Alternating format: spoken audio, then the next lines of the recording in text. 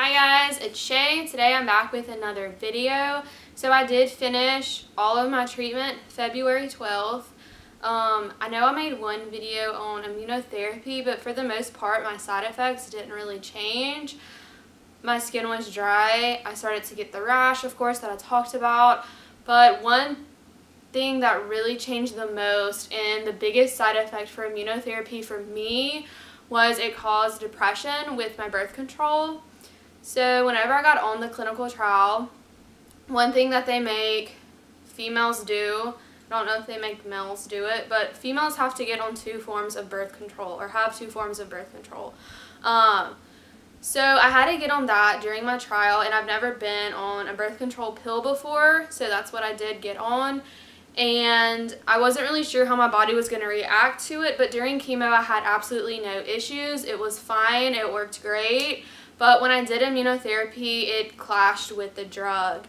So when I first started taking immunotherapy, I started to get super moody, and it started out as anger and just getting mad really quickly and really easily.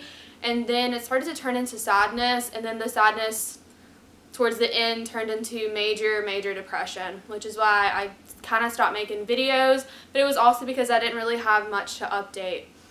So I did notice that the moodiness started to get a lot worse, and the reason why is my doctor thinks that the toxicity of nivolumab basically just kept building up after each round.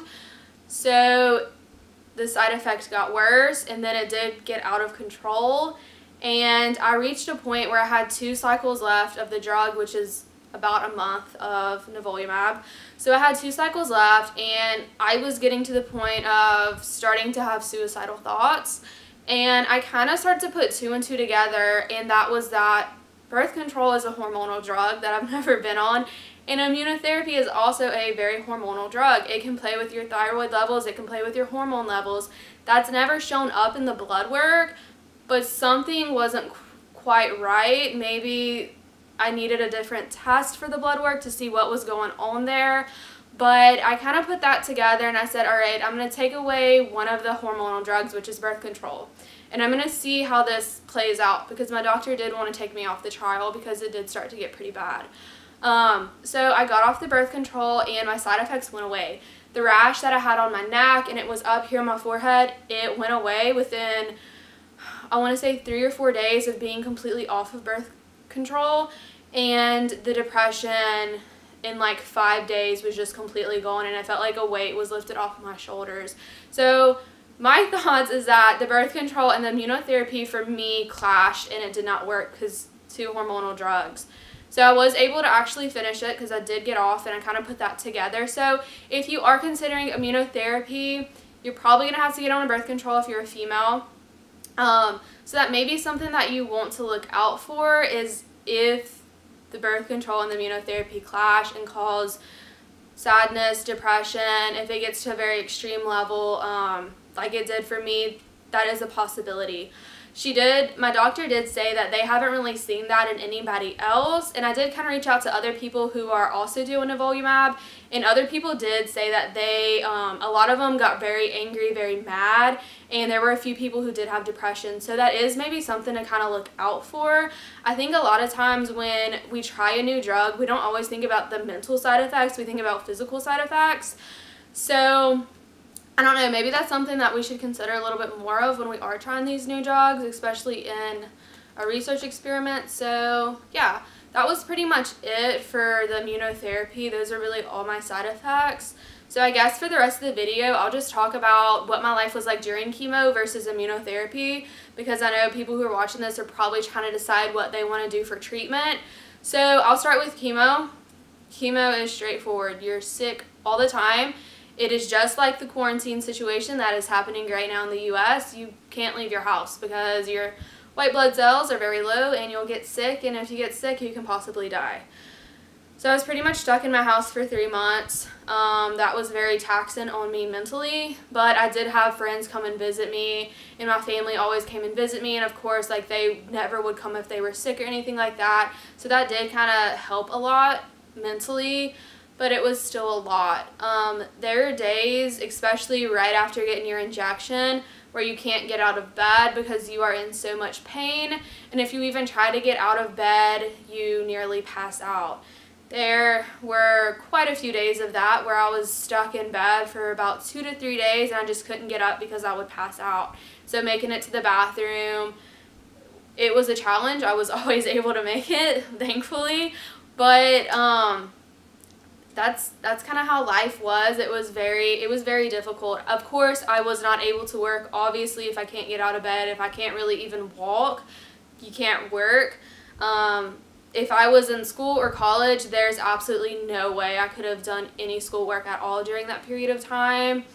Also, I did work out about 2 or 3 times in 2 weeks, and that was strictly light weights and bands, exercise bands. Those are the only things I did. I did not do anything that was medium to high intensity. I couldn't get my heart rate up. If I got my heart rate up, I was going to pass out. So that was life during chemo.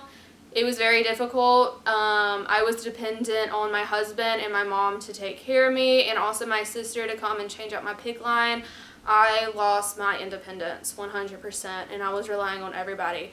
My chemo brain actually got to the point where it was so bad that I didn't trust myself to drive, so I did not drive at all during chemo, and I actually didn't drive a few months after chemo because I could not focus. You can't multitask, you can't really think, you forget things. You're like very out of it with chemo brain. So I did not drive. Independence completely stripped. So that was life during chemo. Life during immunotherapy was the complete opposite. My life during immunotherapy was my life before cancer. So I started doing CrossFit again. I was able to do high intensity workouts, and it was a struggle when I first started out. I was only able to do like 7 minutes maybe of high intensity, and over the course I've built up to being able to do 25.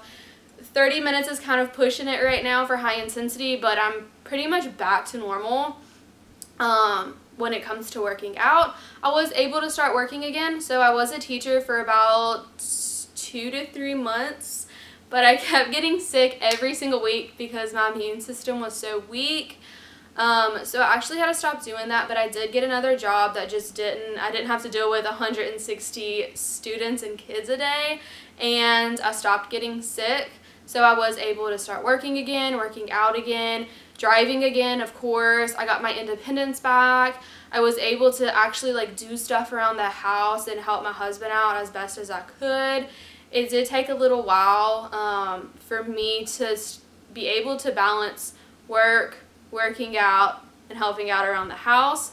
But where I'm at right now is I'm a month out from treatment, and I'm able to do everything, and pretty much I'm completely fine. Right now I have 0 long-term side effects from chemotherapy and immunotherapy.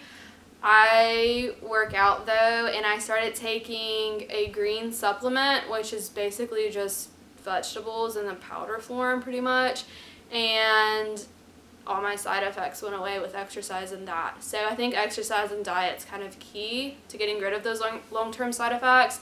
So those were my lives during chemo and immunotherapy. So I am very team immunotherapy. I wish I would have known the birth control thing before I started it, because I never, like, once I started to get depressed, I would have just cut it out way before it got to a really like scary point. But had I known that, I think immunotherapy would have went very smoothly, and I would have had 0 issues. I mean, the issues I had, I don't even, like, comparing those to chemo issues, it's like night and day pretty much. So everything is good. My PET scan is April 20th.